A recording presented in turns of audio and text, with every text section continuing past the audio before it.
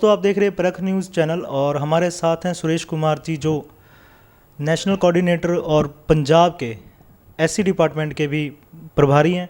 Sir, कैसे हैं आप? थैंक यू, धन्यवाद। मैं ठीक हूँ।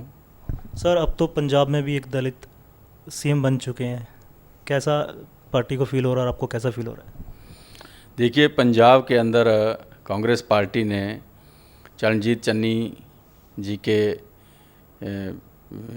नेतृत्व में एक दलित चेहरा जो है वो कांग्रेस पार्टी ने दिया है मुख्यमंत्री के पद पर। और ये पूरे पंजाब के लिए, पूरे देश के लिए और अन्य सभी राज्यों के लिए एक नई पहल है, क्योंकि ये मैं समझता हूँ कि उत्तरी भारत में कांग्रेस पार्टी ने ऐसा पहला कार्य किया है। तो निश्चित रूप से कांग्रेस पार्टी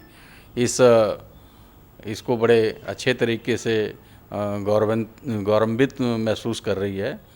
और कांग्रेस पार्टी की ये सोच रही है हमेशा से कि पिछड़े वर्गों को, दलित वर्गों को, हमारे एससी, एसटी, ओबीसी के और गरीब जो लोग हैं उनमें से जो नेतृत्व निकला हो उसको प्राथमिकता दी जाती है।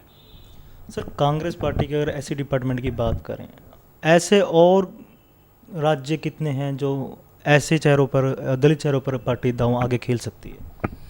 देखिए, कांग्रेस पार्टी की जो विचारधारा है वो हमेशा से पिछड़े वर्गों के लिए हित में रही है। तो ऐसे पूरे देश के अंदर उसकी जो नीति है वो पिछड़ों को, दलितों को, आदिवासियों को और हमारे ओबीसी हैं इनको आगे ले जाने की जो सोच है उसके साथ कार्य करती है। तो अन्य जगह भी जहाँ जहाँ पे संभावना होगी, कांग्रेस पार्टी हमेशा से इन वर्गों के हित में कार्य करती है और करती रहेगी। सर, जब भी कोई दलित समाज पे अत्याचार होता है, काफ़ी बड़े बड़े चैनलों पे डिबेट चलती है।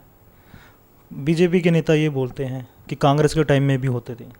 क्या लगता है कि ये कंपेयरिंग होनी चाहिए, या दलित पे जो अत्याचार हो रहे हैं आज के देश में, जो गिनती हर मिनट बाद दलित पे जो अत्याचार होता है देश में, क्या ये सही है कि ये गिना देना किसी पार्टी के लिए, राष्ट्रीय पार्टी के लिए, कि कांग्रेस के टाइम में इतना होता था, बीएसपी के टाइम में इतना होता था?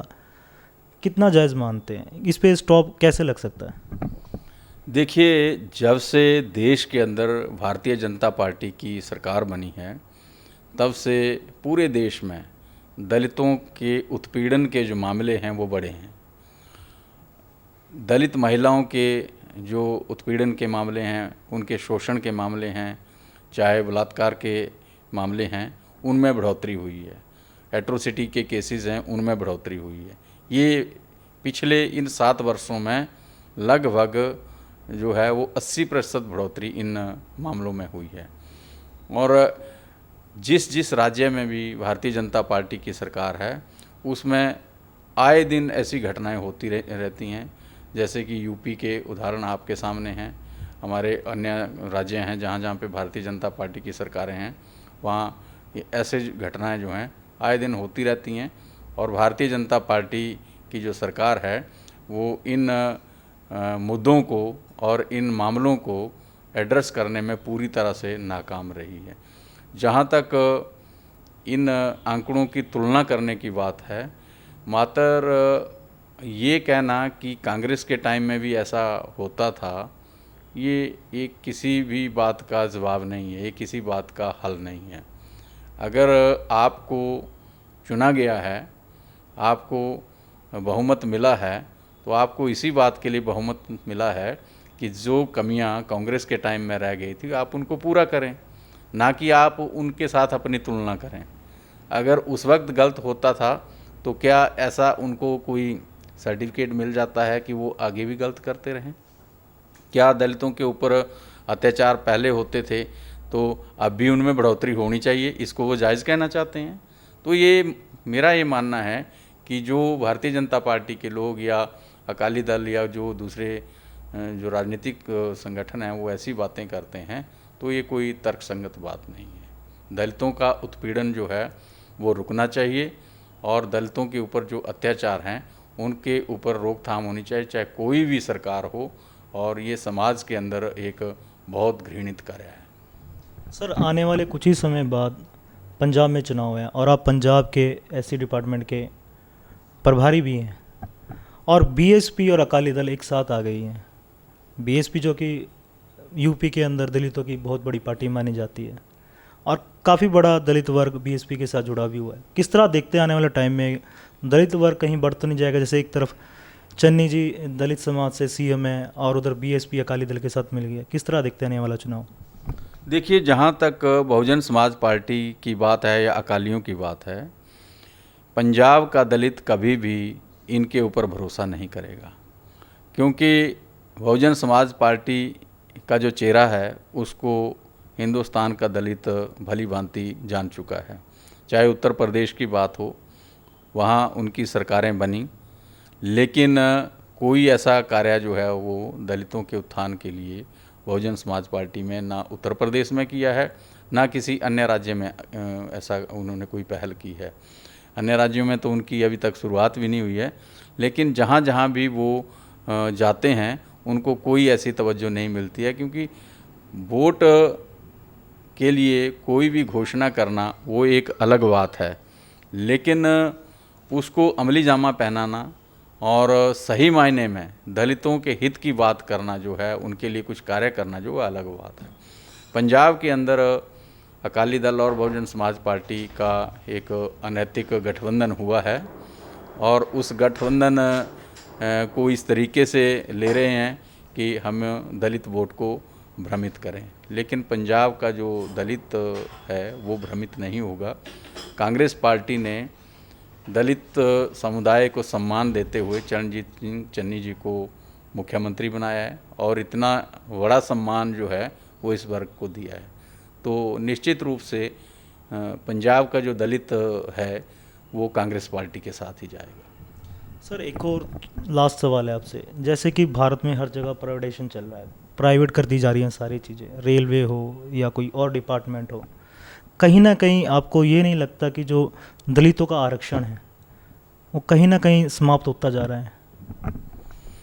जब से भारतीय जनता पार्टी की सरकार देश के अंदर बनी है, वो किसी न किसी रूप में आरक्षण को में कटौती करने पे तुली हुई है।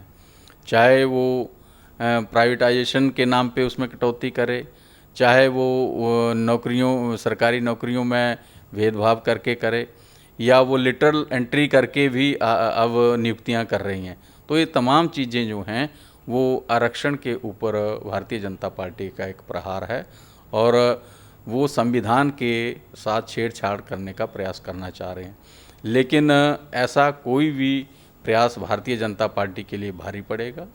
और अगर बाबा साहब भीमराव अंबेडकर जी के संविधान के साथ कोई छेड़छाड़ करने का कार्य अगर भारतीय जनता पार्टी करती है, तो देश का जो दलित है और पिछड़ा वर्ग है वो चुप नहीं बैठेगा और इसका बहुत बड़ा खामियाजा जो है भारतीय जनता पार्टी को भुगतना पड़ेगा। तो सर, कोई मैसेज आपका लास्ट?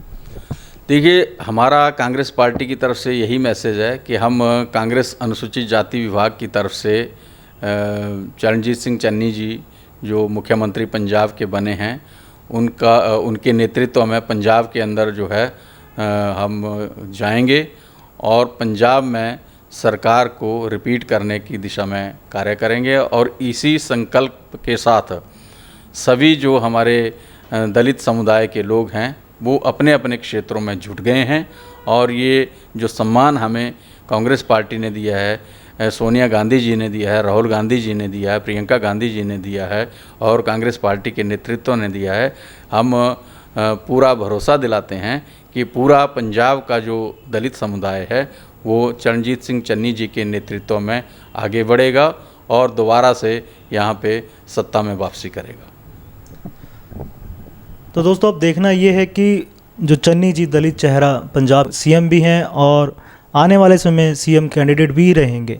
देखना है कि आने वाले समय में दलित समाज और कांग्रेस पार्टी मिलकर रिपीट सरकार कर पाती है, नहीं कर पाती पंजाब के अंदर। मैं बिट्टू राणा, अवतार सिंह कैमरामैन के साथ, परख न्यूज़, चंडीगढ़।